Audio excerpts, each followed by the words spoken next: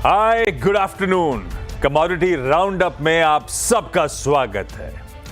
अगले आधे घंटे डिटेल में पूरे कमोडिटी स्पेस की अपन चर्चा करेंगे। जो सोने को डॉलर का डर लग रहा है, लगातार दबाव गहराता चले जा रहा है। खास तौर पे जब से ट्रम्प साहब के आने की खबर आई है, प्रेशर माउंट होता चले जा रहा है। तो सोने पे किस तरह का आउटलुक है, कब थमेगा ये प्रेशर और यहां से ट्रेड क्या लेना है, इस पे चर्चा। बेस मेटल्स का जो बेस टूट गया है उस पर चर्चा। और इसमें ना सिर्फ चाइना के वो फीके स्टिमुलस का असर है, बल्कि ट्रम्प साहब की वुड बी पॉलिसीज की भी दिक्कतें शुमार होती है। कहां बेस मेटल्स में ट्रेड ले सकते हैं, किस तरह की समीकरण बैठ रहे हैं, इस पे बातचीत। और खास तौर पे आज गेहूं पर चर्चा होनी है। इस बार गेहूं की घटी बुआई, क्या कारण है, किस तरह की प्राइसिंग आउटलुक है, इन सब पे चर्चा होगी। और अगर जुड़ चुके हैं तो बताइएगा। ओके, इस समय पहले तो अपन बातचीत करें केडिया साहब से। केडिया एडवाइजरी के डायरेक्टर अजय केडिया साहब हमारे साथ जुड़ते हुए। केडिया साहब, गुड आफ्टरनून, स्वागत है सीएनबीसी आवाज पर आपका। भाई पहले सोना रखिएगा स्क्रीन पर डायरेक्टर साहब। इंटरनेशनल मार्केट, इंडियन मार्केट्स दोनों, मेरे को याद पड़ता है केडिया साहब 2800 के आसपास देखा था इंटरनेशनल मार्केट्स में प्रति आउंस सोने का भाव। आज 2550 के करीब। और मेरे ख्याल से प्राइमरी रीजन वो डॉलर इंडेक्स का लगातार इंच अप करना। मैं इस पे आऊं उससे पहले जो प्राइमरी रीजन है उस पे आता हूं। डॉलर इंडेक्स 103 ऑड लेवल्स के आसपास जब वो आउटकम आना था चुनावों का अमेरिका में, और ऐसे भाग रहा है जैसे कोई स्टॉक भागता है। 107 के करीब अब दहलीज पे खड़ा हुआ डॉलर इंडेक्स। ये इंचअप जो होता चले जा रहा है, आप लोग का क्या व्यू बन रहा है इससे? क्योंकि सारे समीकरण कमोडिटीज से जुड़े हुए हैं, इसलिए मैं इससे शुरुआत कर रहा हूं। क्या मूड बन रहा है डॉलर इंडेक्स को देखकर? आप लोग क्या मान के चल रहे हो? और कितना इंचअप? कोई रुकने का नाम ही नहीं ले रही है। नमस्कार।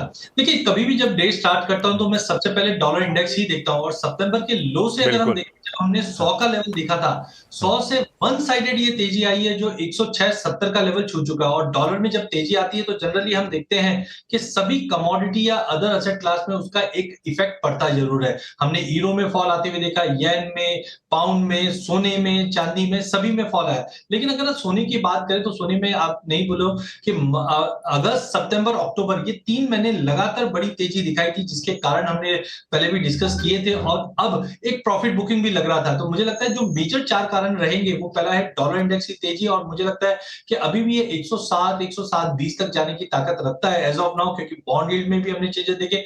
कल के जो इन्फ्लेशन नंबर आए हैं उसके बाद तो हमने थोड़ा सा और जम देखा, क्योंकि दिसंबर में जो रेट कट की जो प्रोबेबिलिटी है, जो पहले 62% था 2 दिन पहले, अब वो 80% हो चुका है। और कहीं ना कहीं उम्मीद है कि 0.25 का रेट दिसंबर में हो जाएगा। तो मुझे लगता है गोल्ड के लिए ये सारी फैक्टर, एक तो टेक्निकल प्रॉफिट बुकिंग, साथ में डोनाल्ड ट्रंप का आना और पॉलिसीज को लेकर जो अनसर्टेनिटी बनी हुई है, उसका लॉन्ग टर्म में डेफिनेटली गोल्ड को सपोर्ट मिलेगा। बट शॉर्ट टर्म में मुझे लगता है कि हैवी वेट हो चुका था गोल्ड, जिसकी वजह से ये करेक्शन आया। साथ में बिटकॉइन में जो तेजी आई है, वहां से भी ऐसा दिखाई दे रहा है कि पैसा बुलियन से निकलकर उधर भी मूव हुआ है। तो कुल मिला के सारे फैक्टर, टाइमिंग गिरावट है, बट लॉन्ग टर्म अभी भी इंटैक्ट है सोने चांदी में।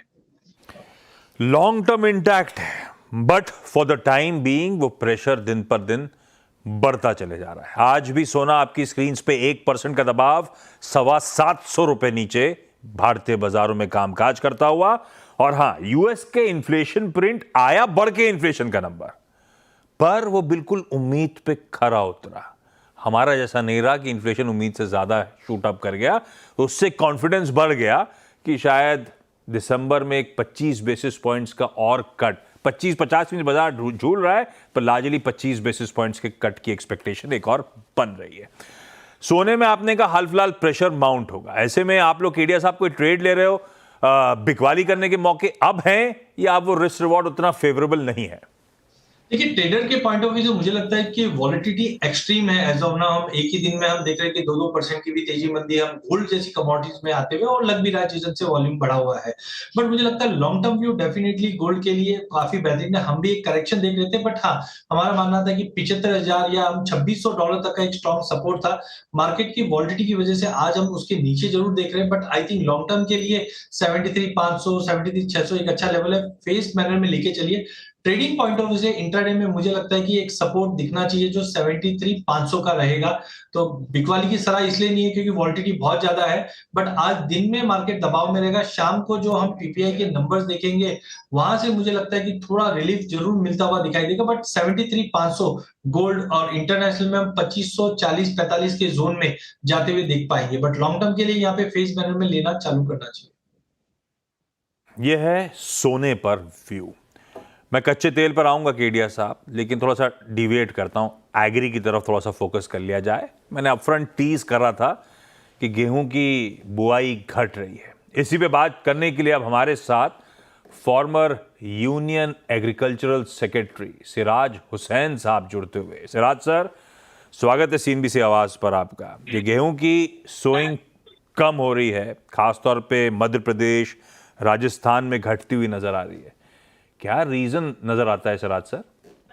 देखिए, वहाँ मध्य प्रदेश में और कुछ और एरियाज में बारिश थोड़ा सा लेट होती रही। सितंबर में भी बारिश होती रही, तो उसकी वजह से थोड़ी सी जो जिन एरियाज में धान होता है वहाँ पर थोड़ा सा डिले हुआ। कुछ सोयाबीन का हार्वेस्टिंग डिले हुई। तो अभी कोई ऐसी तशवीश की बात नहीं है, लेकिन एक चीज जो मैटर करती है वो है टेम्परेचर। अभी जितना टेम्परेचर कम हो जाना चाहिए था नॉर्थ वेस्ट इंडिया में, पंजाब, हरियाणा, वेस्टर्न उत्तर प्रदेश में, वो नहीं हुआ है। तो उसकी वजह से भी थोड़ी सी डिले है वीट की सोइंग में। तो फिर इसका प्राइसिंग पे सिराज सर किस तरह का असर आप देख रहे हो? देखिए, अभी इसका कोई इमीडिएट इम्पैक्ट एज सच तो प्राइसिंग पे नहीं है, लेकिन जो गवर्नमेंट के आंकड़े बताते हैं वीट का प्रोडक्शन जितना है उसके हिसाब से तो कोई वीट में इन्फ्लेशन नहीं होना चाहिए, लेकिन काफी इन्फ्लेशन एक कमोडिटी में हो रहा है दूसरी कमोडिटी की सिंपैथी में। तो बहरहाल 10% से ज्यादा फूड इन्फ्लेशन है, which is a matter of concern for the government.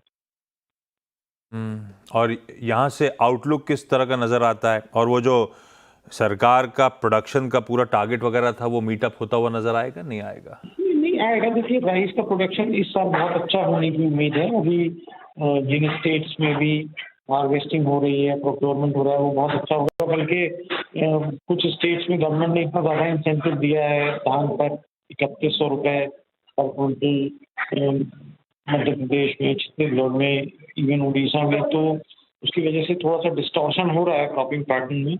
लेकिन अभी कोई ऐसी कम से कम बेसिक सीरियल्स में कोई तशवीश की बात नहीं नजर आती। Okay Siraj sir, thank you so much जुड़ने के लिए। केडिया साहब, बात सही है, बारिश लेट शुरू हुई लेकिन जब आई तो बढ़िया आई, इवेंचुअली रही तो सपोर्टिव। आप लोग का हाउस व्यू क्या बन रहा है? अब बिल्कुल देखिए, इस बार है ना ला नीनो जब भी रहता है तो हम देखते हैं कि मॉइस्चर लेवल काफी अच्छा रहता है। हमने पहले के भी फूड ग्रेड प्रोडक्शन अच्छे देखे जो गवर्नमेंट के टारगेट थे उसके बराबर था। विंटर क्रॉप की भी अगर हम बात करें तो यहाँ पे भी मुझे लगता है बुआई अच्छी रहनी चाहिए, बट सरप्राइजली जिस ढंग से वीट के लिए हम देख रहे हैं वो काफी इंपॉर्टेंट है। बट हमने पल्सर्स के अंदर खास करके चने में गवर्नमेंट में ऑलरेडी कंसर्न दिखा है, जहाँ पे हमने गारंटी एमएसपी भी बढ़ता हुआ दिख रहे हैं। चाहे हम राइडी की बात करें, मस्टर्ड की, वहां पे भी हम देख रहे हैं कि इस बार सोइंग अच्छी रहेगी। तो कुल मिला के वीट के लिए काफी सरप्राइज था। जो उम्मीद एकरेज है वो करीबन 15% के आसपास बताया जा रहा है। 41.3 लाख हेक्टेयर के आसपास अभी तक ओवरऑल बना है। खास करके मध्य प्रदेश में सिग्निफिकेंट डिले हुआ है सोइंग को। तो टू अर्ली टू से राइट नाउ, अगला हफ्ता 15 दिन बुआई के जो आंकड़े आएंगे ये काफी इंपॉर्टेंट रहेंगे। बट कुल मिला के इस बार मौसम अच्छा रहेगा जो वीट को एक्चुअली सपोर्ट करता है। हमने 2 साल पहले सुना भी था जब गर्मी थी तो वहां पे यील्ड में लॉसेस थे, बट वैसा इस बार दिखाई नहीं दे रहा है।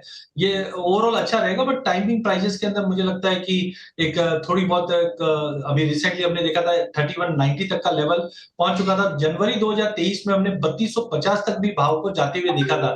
तो लेट्स सी के प्राइसेस पे कितना और इम्पैक्ट पड़ता है, बट फूड इन्फ्लेशन कहीं ना कहीं पिंच करता हुआ दिखाई देगा, क्योंकि रिसेंटली एडिबल ऑयल कॉम्प्लेक्स में भी हमने बड़ी तेजी आती हुई देखी है। हाँ, इंटरेस्टिंग। अच्छा, मैंने डिस्कशन की शुरुआत, अजय जी, शुरुआत करी थी अपन ने सोने से, फिर कच्चे तेल के बिना वो डिस्कशन पूरा नहीं हो पाएगा। जब यूएस इलेक्शंस का मूड माहौल गर्म था, तब वो ग्लोबली जियोपॉलिटिकल तमाम कंसर्न्स के बावजूद क्रूड सधा हुआ था। तब कहा जा रहा था कि यार बहुत ज़्यादा प्रोफाउंड इम्पैक्ट होता है यूएस इलेक्शंस पे, और शायद इसीलिए इस तरह से सधा हुआ आपको कच्चा तेल नज़र आ रहा है। अगर ऐसा था तो प्रेसिडेंशियल इलेक्शंस के आउटकम के बाद क्रूड को थोड़ा बहुत तो वापस मोमेंटम गेन करना चाहिए था। ऐसा हुआ नहीं है। ट्रम्प साहब आके बोले ब्लैक गोल्ड है हमारे पास, पर्याप्त है, और इसी के थ्रू हम कंट्री की डेट को खत्म करेंगे भाई। तो ये क्रूड को लेकर जो, और ऊपर से डिमांड प्रेशर्स भी बहुत तगड़े हैं, चाइना वाइना का स्टिमुलस फीका ही नजर आ रहा है। इवेंचुअली क्रूड की ट्रू इंट्रिंसिक वैल्यू आप लोग को क्या नजर आती है, और इस समय ट्रेड के समीकरण कैसे बैठ रहे हैं? देखिए, बिल्कुल काफी सरप्राइज था डोनाल्ड ट्रम्प का, और हम जानते हैं कि लास्ट रिजिम में भी उनका जो ऑब्जेक्टिव था यही था कि कच्चा तेल हमारे पास जो ब्लैक गोल्ड पड़ा है वो हम एक्सपोर्ट करें, उसी के लिहाजा ईरान पे सैंक्शंस लगना, यूएस का एक्सपोर्ट बढ़ना, ये हमने देखा था। अभी भी ऐसा माना जा रहा है कि रिसेंटली एक रिपोर्ट भी आई थी जहां पे नॉन ओपेक का जो प्रोडक्शन है या सप्लाई है वो ज्यादा बढ़ता हुआ दिखाई देगा, जिसके अंदर यूएस का रोल काफी इंपॉर्टेंट रहा है। मार्केट में अभी भी दबाव इसलिए बन रहा है क्योंकि चाहे हम चाइना के नंबर देखें, चाइना ने जितने भी एफर्ट्स किए वो कहीं पे भी डिमांड क्रिएट नहीं कर पा रहा।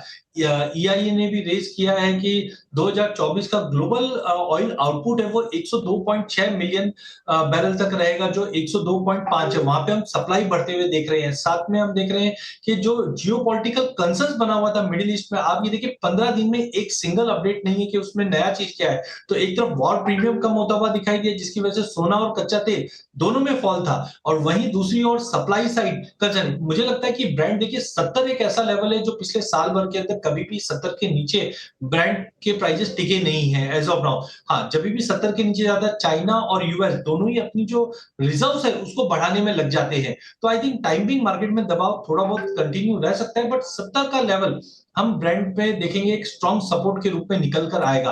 ट्रेडिंग पॉइंट ऑफ व्यू से अगर हम देखते हैं तो आज शाम की इन्वेंट्री डेटा काफी इंपॉर्टेंट है, बिकॉज यूएस की इन्वेंट्री में हमने जो एपीआई के नंबर है तो वहां पे 0.8% का हमने फॉल आते हुए देखा था। इसके लिए कल थोड़ा सपोर्टिव था। तो आज एक दायरा रहेगा जो मुझे लगता है 5680 से लेकर 5850 के दायरे में रहेगा।